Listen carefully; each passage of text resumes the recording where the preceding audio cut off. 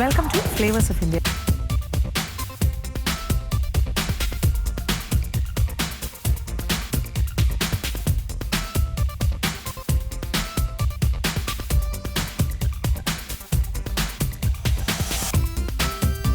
ആലപ്പുഴ ജില്ലയിലെ അമ്പലപ്പുഴ, കരുമാടി, പകഴി എന്നീ പറയുന്ന പ്രദേശങ്ങളിൽ, ഗ്രാമപ്രദേശങ്ങളിലെ മനോഹാരിത കണ്ട് ആസ്വദിച്ച് ഇവിടുത്തെ അനുഭവങ്ങളുമായിട്ട് നമ്മൾ മുന്നോട്ട് പോയിക്കൊണ്ടിരിക്കുകയാണ്. അപ്പോൾ ഇപ്പോഴും ഞാൻ ആ പ്രദേശങ്ങളിൽ തന്നെയാണ്.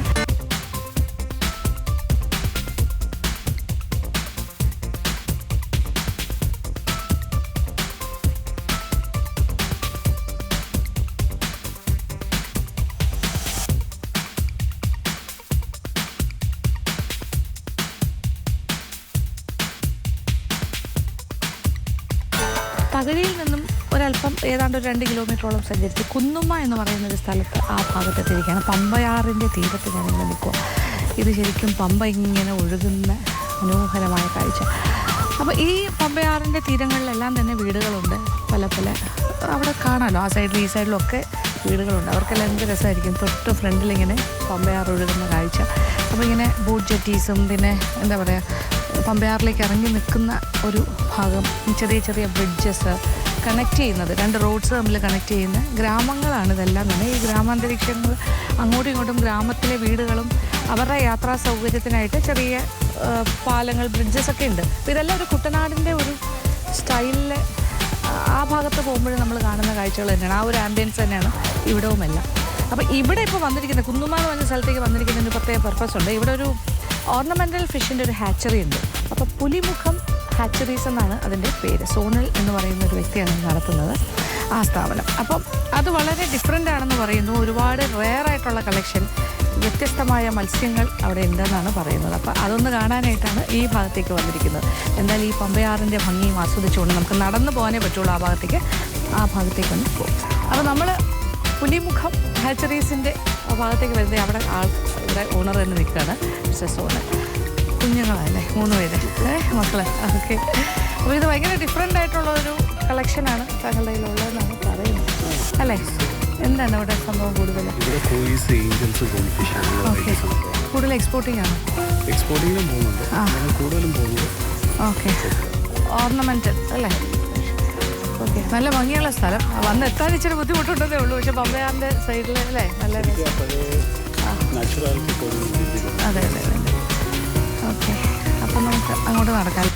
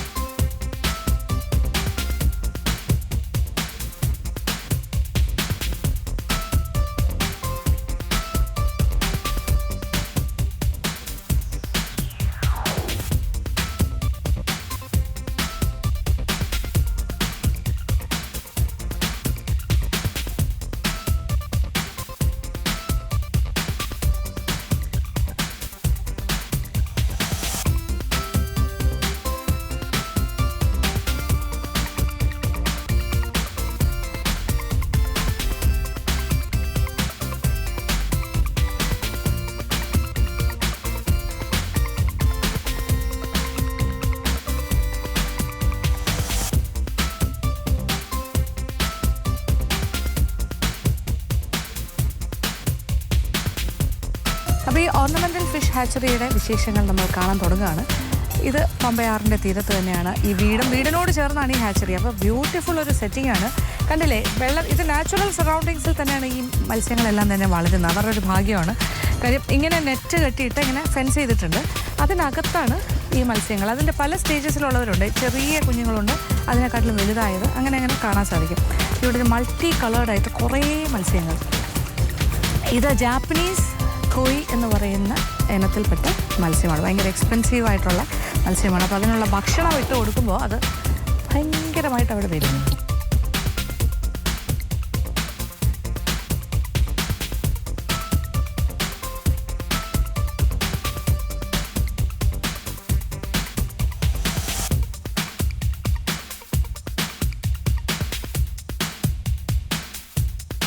അതങ്ങോട്ട് ഈ മത്സ്യങ്ങൾക്ക് പോലും ആൾക്കാരെ തിരിച്ചറിയാൻ തോന്നുന്നു. കാര്യം അല്ലേ, അത് ഞാനിവിടെ ഇവിടെ ഒരു സ്ട്രേഞ്ചറാണ്. അപ്പോൾ ഇവർക്ക് എന്നെ പരിചയമില്ലല്ലോ. അപ്പോൾ ഞാൻ തീറ്റ കൊടുത്തിട്ട് ഒറ്റ മനുഷ്യൻ വരുന്നില്ല. അതായത് നോക്കൂ, ഇത് കംപ്ലീറ്റ് മീനും ഒളിച്ചു കിടക്കുക. നോക്കൂ, ഒരു ഗ്രൂപ്പായിട്ട് ഇപ്പം ഗ്രൂപ്പായിട്ട് പതുക്കെ വരുന്നുണ്ട്.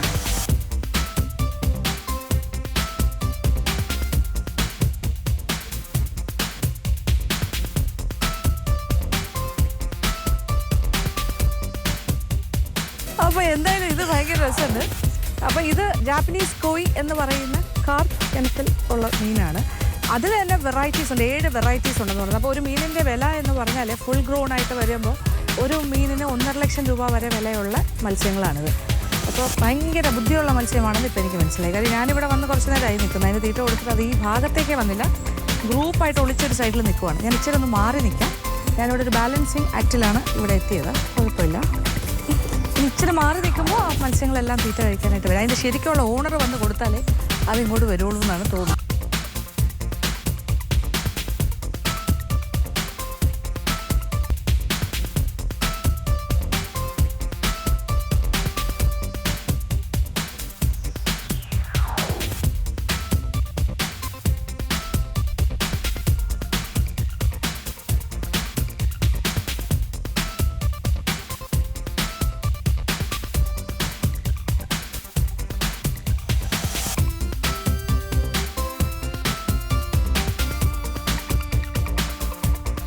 അപ്പോൾ ഇങ്ങനെ ഓരോരോ ഭാഗത്തായിട്ട് ഈ പമ്പയാറിൻ്റെ തീരത്ത് തന്നെ ഇങ്ങനെ വെള്ളത്തിലേക്ക് ഇറങ്ങി നിൽക്കുന്ന രീതിയിൽ നെറ്റിട്ട് ഫെൻസ് ചെയ്തിട്ടാണ് മത്സ്യങ്ങൾ വളർത്തിക്കൊണ്ടിരിക്കുന്നത്. അപ്പോൾ പല സ്റ്റേജസിലാണ് നമ്മൾ കാണുന്നത്.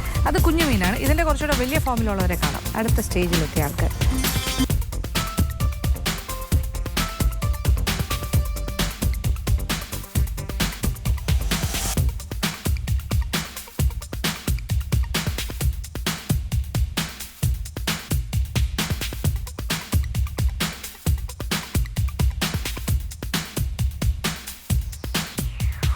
അങ്ങനെ വളരെ നാച്ചുറലായിട്ടുള്ള സെറ്റിങ്സിലാണ് ഈ മത്സ്യകൃഷി ഇവിടെ നടക്കുന്നത്. എന്ത് ഭംഗിയാണ് നോക്കും. ഇങ്ങനെ നമ്മൾ കുറച്ച് തീറ്റയിട്ട് കൊടുത്താൽ, പക്ഷേ അവരത്ര ഫ്രണ്ട്ലി ആയിട്ടില്ല എന്നോട്. എങ്കിലും ഇത് ആ ജാപ്പനീസ് കോയി എന്ന് പറയുന്ന ആ മത്സ്യത്തിൻ്റെ കുറച്ചുകൂടെ വലുതായ മീനാണ്, മത്സ്യങ്ങളാണ്. അല്ലല്ലേ, ഇഷ്ടം പോലെയുണ്ട്. ഇതെല്ലാം ഭയങ്കര എക്സ്പെൻസീവ് ആയിട്ടുള്ള ഫിഷാണ്. പിന്നെ തൊട്ടപ്പുറത്തെ ആ ഒരു ഭാഗത്ത് വേറൊരു നെറ്റിൻ്റെ ആ ഫെൻസിങ്ങിനകത്ത് അതിൽ ഏറ്റവും ചെറിയ ടൈപ്പ് കാണാം, കുറച്ചുകൂടി ചെറുത്, വലുത്, അങ്ങനെ പല പല സൈസിലുള്ളതാണ് നമ്മൾ.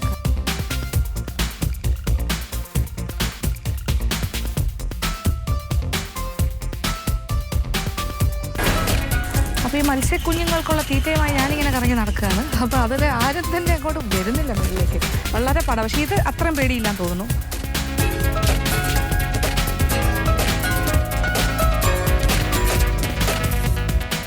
അപ്പോൾ എന്തായാലും നമ്മൾ ജാപ്പനീസ് കോയി എന്ന് പറയുന്ന ഈ ഇത്രയും എക്സ്പെൻസീവായിട്ടുള്ള മത്സ്യങ്ങളുടെ വ്യത്യസ്തമായ സ്റ്റേജസാണ് കാണുന്നത്. ഏറ്റവും ചെറുത്, അതിൻ്റെ വലുത്. പിന്നെ ഇത്രയും നാച്ചുറൽ സറൗണ്ടിങ്സിൽ ഈ മത്സ്യങ്ങൾക്ക് വളരാൻ പറ്റുന്നതാണ് അതിൽ ഏറ്റവും രസകരമായ കാര്യം. ഇതില്ലേ, ബോട്ട്സ് പോകുന്നുണ്ട്. ഇത് കുട്ടനാടിൻ്റെ ഭാഗം തന്നെയാണ്. ഇത് പമ്പയാറാണ് ഇവിടെ ഒഴുകുന്നത്. അപ്പം ഈ ഒരു ആംബിയൻസിൽ ഇടയ്ക്ക് വള്ളം പോകുന്ന കാണാം. അപ്പോൾ ഈ വീടെന്ന് പറയുന്നത്, ഇപ്പോൾ ഈ വീടിരിക്കുന്നത് ഏതാണ്ട് ഒരു ഐലൻഡ് പോലെയാണ്. ഇതിന് ചുറ്റും ഇങ്ങനെ പമ്പയാറാണ്. അപ്പം നല്ല ഇഷ്ടം പോലെ മരങ്ങളും പച്ചപ്പും ഒക്കെ ആയിട്ടാണ് നടുക്ക് വീട്. അപ്പോൾ ആ വീട്ടുകാരാണ് ഇത് നടത്തുന്നത്. അപ്പോൾ സോണലിൻ്റെ വീടാണിത്. ഇവിടെ ധാരാളം പട്ടികളും ഒക്കെ ആയിട്ട് കുറേ പെറ്റ്സ്. നല്ല രസമാണ്. അതേ ഒരാളിരിക്കുന്നു, കൂടെ വരികയാണ്. എല്ലാം ഫ്രണ്ട്ലിയാണ് എന്തായാലും. അപ്പോൾ ഈ ഹാച്ചറി എന്ന് പറഞ്ഞാൽ ഇങ്ങനെ വീടിന് ചുറ്റും ഈ ആറിൻ്റെ ഭാഗത്തെല്ലാം തന്നെ ഇങ്ങനെ വല കെട്ടി വളർത്തുകയാണ്. അപ്പോൾ ഇങ്ങനെ നമുക്കിങ്ങനെ ഭക്ഷണം കൊടുത്ത് നടക്കാം, ആഹാരം, മീനിനെല്ലാം. ഇത് കുട്ടനാടിൻ്റെ ഭാഗം എന്ന് പറയുമ്പോൾ നമ്മൾ ആ ഭാഗത്തേക്കൊക്കെ പോകുമ്പോൾ വേറെ ലോവർ കുട്ടനാട് പ്രദേശമുണ്ട്. അതും ഇതും തമ്മിൽ കുറച്ച് വ്യത്യാസം. അത് കായൽ പരപ്പുകളാണ് ആ ഭാഗത്തെല്ലാം. പക്ഷേ ഇത് പമ്പയാറിൻ്റെ തീരത്തുള്ള കുട്ടനാടൻ പ്രദേശം. അപ്പോൾ ഇതെല്ലാം കരി ലാൻഡ്സ് എന്നാണ് പറയുന്നത്. അപ്പോൾ ഇത് നമ്മളൊരു എന്താ പറയുക, ഐതിഹ്യ കഥകളെല്ലാം മനസ്സിലാക്കി കഴിഞ്ഞല്ലോ. ക്ഷേത്രത്തിൻ്റെ ആ ഭാഗത്തൊക്കെ പോയപ്പോൾ കരുമാടിയിൽ കരി ലാൻഡ്സ് എന്ന് പറഞ്ഞാൽ അന്ന് ഖണ്ഡകവനം കത്തിയ പ്രദേശങ്ങൾ എന്ന് പറയുന്ന ആ ഭാഗമായിട്ട് വരും. ഇവിടുത്തെ എല്ലാം മണ്ണിൻ്റെ അടിയിൽ കുഴിച്ചാൽ കത്തിയ മരങ്ങളുടെ അവശിഷ്ടങ്ങൾ ധാരാളം വലിയ തടിയുടെ കഷ്ണങ്ങൾ കാണാൻ സാധിക്കുന്നതാണ് പറയുന്നത്. അതങ്ങനെ എക്സ്പീരിയൻസ് ഉണ്ട്. ഇവിടെ കുഴിച്ചാൽ കിട്ടും, അങ്ങനെ പറയുന്നത്.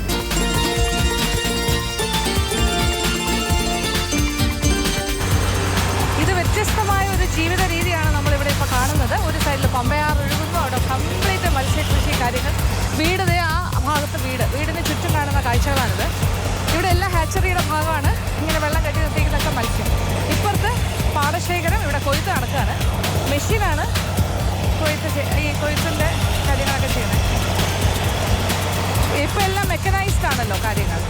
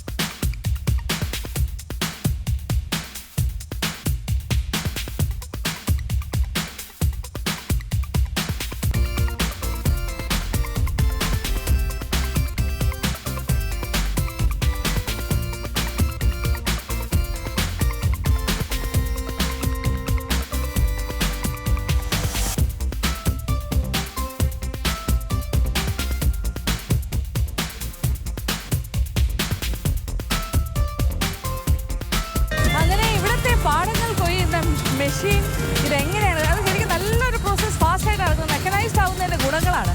ഞാൻ അതിൻ്റെ മേളിൽ കയറി അങ്ങനെ ഒരു അവസരം കിട്ടി, ഭാഗ്യമായി കാണാൻ പറ്റി. അതിങ്ങനെ എന്ത് പെട്ടെന്നാണ്, എന്ത് ഫാസ്റ്റായിട്ടാണ് കൊയ്ത് നെല്ല് പ്രത്യേകിച്ച് അതിൻ്റെ വൈക്കോല് പ്രത്യേകിച്ചാണ് വരുന്നത്. ആ മെഷീൻ്റെ ഉള്ളിലേക്ക് നെല്ല് മാത്രമായിട്ടാണ് അകത്തേക്ക് കയറിക്കൊണ്ടിരിക്കുന്നത്. അത് അതിനകത്ത് ഇങ്ങനെ കളക്ട് ചെയ്യുകയാണ്. ഭയങ്കര ഈസി പ്രോസസ്സാണ്, ഭയങ്കര ഡിഫറെൻറ്റ് എക്സ്പീരിയൻസ്. എന്തായാലും ഇതൊരു വ്യത്യസ്തമായ ലൈഫ് സ്റ്റൈൽ, ജീവിത രീതി.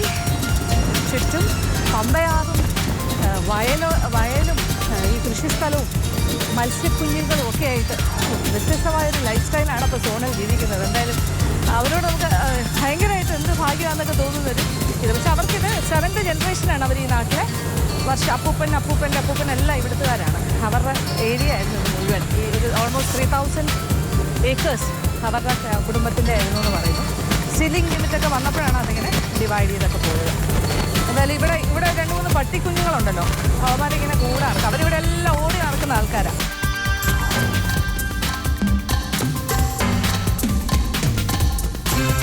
ഇപ്പുറത്തെ സൈഡിൽ നോക്കൂ, കുളം പോലെ ഇങ്ങനെ വെള്ളം ഇങ്ങനെ തടഞ്ഞു നിർത്തി ഇങ്ങനെ പോൺസാണ്. ഇതിനകത്തെല്ലാം മത്സ്യങ്ങൾ വളരുന്നു, ഹാച്ചറീസ്.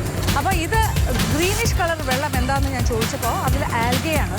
അപ്പോൾ ആൽഗ വേണം ഓക്സിജൻ ഇങ്ങനെ വരാനായിട്ട്. ആ വെള്ളത്തിലേക്ക് വീണ്ടും ഓക്സിജൻ പ്രൊഡ്യൂസ് ചെയ്യണമെങ്കിൽ ആൽഗയാണ് കൊണ്ടുവരുന്നത്. അപ്പോൾ ആൽഗ ഉണ്ടെങ്കിൽ മത്സ്യത്തിന് വളരെ നല്ലത്. അപ്പോൾ ആൽഗ ഉള്ള വെള്ളം എന്ന് പറഞ്ഞാൽ ക്ലിയർ വാട്ടർ അല്ല, ഇതിങ്ങനെ കുറച്ച് കലക്ക വെള്ളം പോലെ ഉണ്ടാവും. അപ്പോൾ ഇതിൻ്റെ അകത്ത് ഇപ്പോൾ നെറ്റിട്ട് നോക്കുകയാണെങ്കിൽ ഇഷ്ടം പോലെ മീനുണ്ട്. അപ്പോൾ ഇത് എത്ര 1, 2, 3, 4 ഇങ്ങനെ കുറേ പോൺസ് ഇവിടെയുണ്ട്.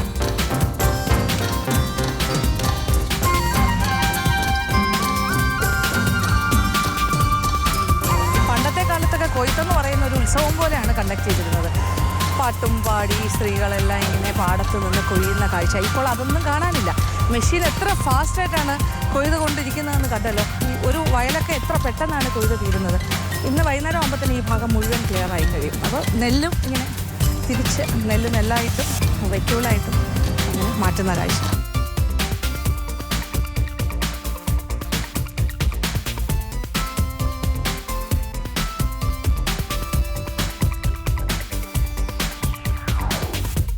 സ്ഥലത്തിൻ്റെ ഒരു ആംബിയൻസ് പറഞ്ഞറിയിക്കാൻ വയ്യാത്ത ഒരു ഡിഫറൻറ്റ് സെറ്റിങ്ങും ഭംഗിയുമാണ്. ഒരു സൈഡിൽ പമ്പയാർ ഇങ്ങനെ ഒഴുകുന്നു, അതിൻ്റെ ഭാഗമായിട്ട് ഇങ്ങനെ നമ്മളിങ്ങനെ ചുറ്റി നോക്കുകയാണെങ്കിൽ ഇപ്പുറത്തെ സൈഡിലേക്ക് വരുമ്പോൾ പാടശേഖരങ്ങൾ ധാരാളമായിട്ട് ഇങ്ങനെ ഇവിടെ ഇപ്പോൾ കൊയ്ത്ത് നടക്കുന്ന കാഴ്ച. അത് കഴിഞ്ഞ് ഈ വരമ്പത്ത് കൂടി ഇങ്ങനെ നടന്ന് വരുമ്പോൾ ഇപ്പുറത്തെ സൈഡിൽ നമ്മുടെ മത്സ്യകൃഷിക്ക് വേണ്ടിയിട്ട് ഇങ്ങനെ പോൺസ് ഉണ്ടാക്കിയിട്ടിരിക്കുന്നു.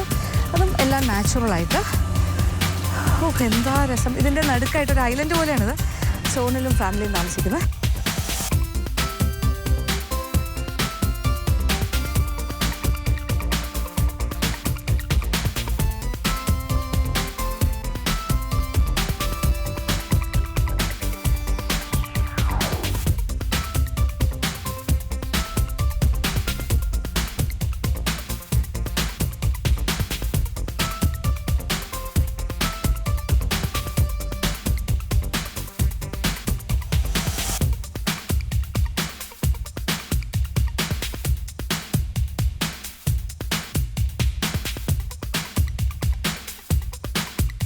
അപ്പോൾ ഇവിടെ ഇപ്പോൾ എല്ലാം തന്നെ ബ്രീഡിംഗ് ആണ്. ബ്രീഡിങ്ങിന് ഉദ്ദേശിച്ച് എല്ലാം പെയറായിട്ടാണ് ഓരോ ടാങ്കിലും വെച്ചിരിക്കുന്നത്. അപ്പം സെലക്റ്റീവ് ബ്രീഡിങ്, ക്രോസ് ബ്രീഡിങ്, ഇങ്ങനെ അപ്പോൾ പുതിയ പുതിയ വെറൈറ്റീസിന് ഇവിടെ സൃഷ്ടിക്കുന്നുണ്ട്. ഈ രണ്ട് ലേഡീസാണ് ഇവിടുത്തെ ഈ ബ്രീഡിംഗ് സെക്ഷനിലെ കാര്യങ്ങളൊക്കെ നോക്കുന്നത് അല്ലേ? നിങ്ങളാണ് ഇതിൻ്റെ കാര്യങ്ങൾ. അപ്പോൾ ഇത് മുട്ട വന്നിട്ട് പിന്നെ അത് എത്ര ദിവസം ട്യൂബയിലാണോ ഇടുന്നത്? അതെന്താ അങ്ങനെ? അതിനറിയാമോ? ട്യൂബ് അതിന് വേണ്ടി വെച്ചിരിക്കുന്നതാണോ? എന്നിട്ട്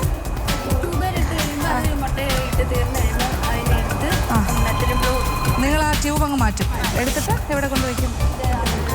വേറൊരു ടാങ്കിൽ വയ്ക്കും ഹാച്ച് ചെയ്യാനായിട്ട്.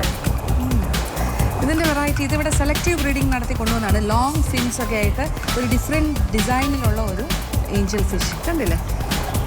മെയിലായിരിക്കും അല്ലേ? ഇതാണ് ഫീമെയിൽ. ഇപ്പോൾ മെയിൽ മിക്കവാറും എല്ലാം വലിപ്പം കൂടുതലായിരിക്കും തോന്നുന്നു അല്ലേ? കാണാനും കുറച്ചുകൂടെ ലുക്കാണ് അല്ലേ? ചെറുപ്പമായിരിക്കും. അപ്പോൾ ഇങ്ങനെ ആൺപെൺ വേർതിരിച്ചിട്ട് അതിനെ കോമ്പിനേഷൻസിൽ കൊടുത്തിട്ട് അവരെ മീറ്റ് ചെയ്യാൻ വിടുന്നു. അത് കഴിഞ്ഞ് മുട്ട ഉണ്ടാകുന്നു. മുട്ട ആ ട്യൂബോട് കൂടി എടുത്ത് വേറൊരു ഭാഗത്ത് വെച്ചിട്ട് അതിനെ ഹാച്ച് ചെയ്തെടുക്കുന്നു. അങ്ങനെയാണ് വെറൈറ്റീസ് ഉണ്ടാകുന്നത്. കണ്ടല്ലോ, പല പല പല വെറൈറ്റീസാണ് ഏഞ്ചൽ ഫിഷിൻ്റെ. ഒരു പക്ഷേ മീനിനെക്കുറിച്ച് കൂടുതൽ അറിയുന്ന ആൾക്കാർക്ക് ഇതൊരു വലിയ പഠനമാണ്. നന്നായിട്ട് അറിഞ്ഞാൽ മാത്രമേ ഇതിനെക്കുറിച്ച് ആധികാരികമായിട്ട് സംസാരിക്കാൻ പറ്റുള്ളൂ. പക്ഷേ ഇത് കാണാൻ കണ്ണിന് വളരെ സന്തോഷം തരുന്ന കാഴ്ചയാണ്. അപ്പോൾ ഇതെല്ലാം ഏഞ്ചൽ ഫിഷിൻ്റെ കളക്ഷനാണ് എനിക്ക് ചുറ്റും കാണുന്നതെല്ലാം. പിന്നെ വലിയ ടാങ്ക്സിലെല്ലാം ഗോൾഡ് ഫിഷ് ഇഷ്ടപ്പെടുന്നത്. ഇത് ഏഞ്ചലിൻ്റെ കുഞ്ഞുങ്ങൾ അല്ലേ? ഇപ്പം മുട്ട വിരിഞ്ഞതേ ഉണ്ടായിട്ടുള്ളൂ അല്ലേ? ഓ, തീരെ ചെറുത്, 2 മാസം. ഇത് മുട്ട വിരിഞ്ഞ് 2 മാസം പ്രായമായ ഏഞ്ചൽ ഫിഷിൻ്റെ കുഞ്ഞുങ്ങളാണ്. ഇതൊരു 4 മാസം പ്രായമായ ഏഞ്ചൽ ഫിഷിൻ്റെ കുഞ്ഞുങ്ങളാണ്.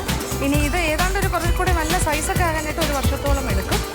അപ്പോൾ കുറേ കുഞ്ഞുങ്ങളിങ്ങനെ ഉണ്ടാകുന്നുണ്ട്. അപ്പോൾ ധാരാളം പ്രൊഡക്ഷനുണ്ട് നടക്കാനുണ്ട്. ഇതൊക്കെ നോക്കും, വൈറ്റിൽ ബ്ലാക്ക് ഡിസൈനുള്ള ഏഞ്ചൽ ഫിഷ്.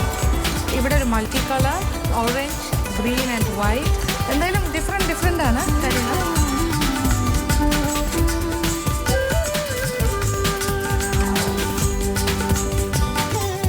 ഇതൊരു ഫൈറ്റർ ഫിഷ് ആണെന്നാണ് പറയുക. അതിന് പ്രത്യേകം വെച്ചിരിക്കുന്നത്. അതിൽ ഒന്നിൽ കൂടുതൽ ആളുകളെ ഒരു ടാങ്കിൽ ഇടാൻ പറ്റില്ല. എവിടെ പോയി? അവരെ കാണാൻ പറ്റുന്നില്ല ഇപ്പോൾ. ഓഹോ, ഫൈറ്റേഴ്സ്. അപ്പോൾ ഒന്നിച്ചിട്ട് കഴിഞ്ഞാൽ എല്ലാവരും കൂടെ ഫൈറ്റ് ചെയ്യില്ലേ? കാണാനൊക്കെ നല്ല ഭംഗിയാണ്. ബ്ലൂ ഉണ്ട്, വൈറ്റിലൊരു പേർപ്പിൾ ഒരു ഡിസൈന്. ഭയങ്കര വഴക്കാളികളാണ്. അതുകൊണ്ട് ഒറ്റയ്ക്ക് ഐസൊലേഷൻ, സോളിറ്ററി കൺഫൈൻമെൻറ്റാണ്. ഒറ്റയ്ക്ക് താമസിപ്പിച്ചിരിക്കുമായിരുന്നു. അപ്പോൾ എനിക്ക് കാണാൻ വേണ്ടിയിട്ട് ഇത് ഒന്നിച്ചാക്കി. പക്ഷേ ഇതിപ്പോൾ ഉടനെ തന്നെ തുടങ്ങുമല്ലേ വഴക്ക്? തമ്മിൽ കണ്ടാൽ കടിക്കും. ഫൈറ്റേഴ്സാണ്. ഇതാണ് ഫൈറ്റർ ഫിഷ്.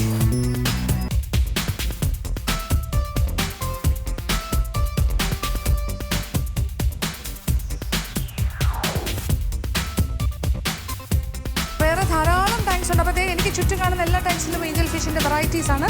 പിന്നെ കുഞ്ഞുങ്ങളുണ്ട്. അതിൻ്റെ പല പല സ്റ്റേജസ് ഓഫ് ഹാച്ചിങ് ആണ്. ഹാച്ച് ചെയ്ത് കഴിഞ്ഞിട്ട് വിരിഞ്ഞ് കഴിഞ്ഞിട്ട് പിന്നെ ഇവിടെ എല്ലാം ഗോൾഡ് ഫിഷിൻ്റെ കളക്ഷനാണ്. കുറേ അതും ചെറുതും വലുതും. ഇതൊരു ഗോൾഡ് ഫിഷ് വെറൈറ്റി. ഇപ്പുറത്ത് കുറച്ചുകൂടെ ഡിഫറെൻ്റ് ആയിട്ടുള്ള ഗോൾഡ് ഫിഷ്. ഇപ്പോൾ സോണലിൻ്റെ മക്കൾക്കെല്ലാം ഇതിനെക്കുറിച്ച് ഭയങ്കര നോളജാണ്. അവർ തന്നെ പറഞ്ഞു തരും എന്തൊക്കെയാണ്.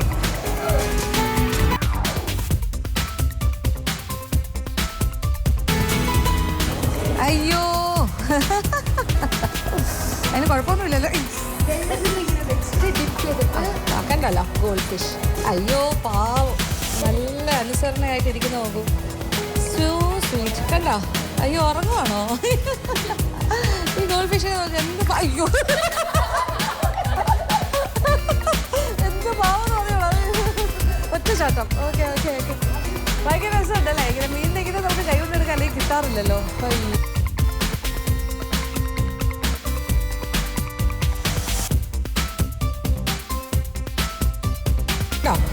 അയ്യോ, സോ സ്വീറ്റ്. പാവം പോലെ ഇരിക്കുന്നുണ്ട്. ടാങ്ക് മാറിപ്പോയി. അപ്പുറത്തെ ടാങ്കിൽ നിന്ന് ഇങ്ങോട്ട് വന്നതാ ഗസ്റ്റ്. അയ്യോ. പിന്നെ ഇവിടെ ഈ ടാങ്കിൽ നോക്കിക്കഴിഞ്ഞാൽ അവർ മുട്ടയിടുന്നത് ഒരു ട്യൂബിലാണെന്ന് പറഞ്ഞല്ലോ. അതിനാണ് ഇങ്ങനെ ഒരു കുഴൽ വെച്ചിരിക്കുന്നത്. അതിലിങ്ങനെ ഇത് മുട്ടയാണല്ലേ? മുട്ട കുഞ്ഞുങ്ങളായി തുടങ്ങി. ഓഹോ, ഇതതിൻ്റെ മുട്ടയാണ്. മുട്ടയ്ക്ക് ഒരു ബ്ലൂ കളർ എന്താ വെച്ചാൽ ട്രീറ്റഡ് ഇതാണ്. ഫംഗസ് ഒന്നും അടിക്കാതിരിക്കാൻ വേണ്ടി ഒരു ട്രീറ്റ്മെൻറ്റ് കൊടുത്തിട്ട് മുട്ടയെ സൂക്ഷിച്ചിരിക്കുകയാണ്. ആ മുട്ട ഇങ്ങനെ അതിനകത്ത് കിടക്കും.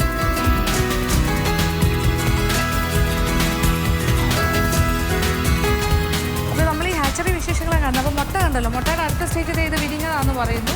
പിന്നെ അത് വിരിഞ്ഞു കഴിഞ്ഞിട്ട് അടുത്ത കുഞ്ഞുങ്ങൾ, ഇതേ പൊട്ടി കുഞ്ഞുങ്ങൾ, ഇത് കണ്ടോ, ഇതിങ്ങനെ ഓടി നടക്കുന്നു. വളരെ മൈക്രോസ്കോപ്പിക് ആയിട്ടുള്ള കാഴ്ചകളാണ്, വളരെ സൂക്ഷിച്ച് നോക്കണം.